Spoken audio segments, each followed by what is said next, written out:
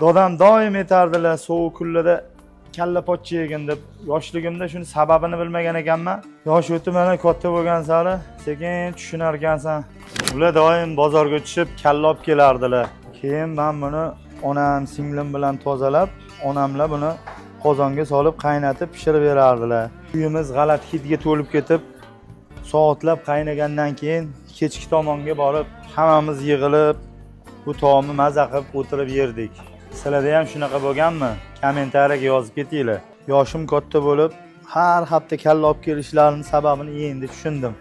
Bu kallada organizmga foydali, qishda immunitetni ko'taradigan moddalar borligini keyin tushunib yetdim. Eng muhimi qon aylanishini yaxshilab, tanaga tabiiy energiya beradi. Endi yoshligingizda qiynalib tozalagan kalla pochchalarni unuting. Rixus milliy taomlarga kelinglar. Bismillah. Bu joyda bir-biridan mazali kalla pochchalarni pishirib sotuvga chiqarishadi. Siz xohlagan paytingizda kelib yoki uyingizga buyurtma qilib kalla pochcha hasblarni mazza qilib yeyishingiz mumkin. Manzilni eslatib o'taman. Bu kalla pochchalarni Rixus Shahriston, Malika va Algoritm filiallaridan topishingiz mumkin. Pastdagi raqamlarga qo'ng'iroq qilsanglar, Yandex orqali dastavka qilib beramiz. Bu videoni kalla pochcha yaxshi ko'radigan do'stingizlarga yuborib qo'yinglar.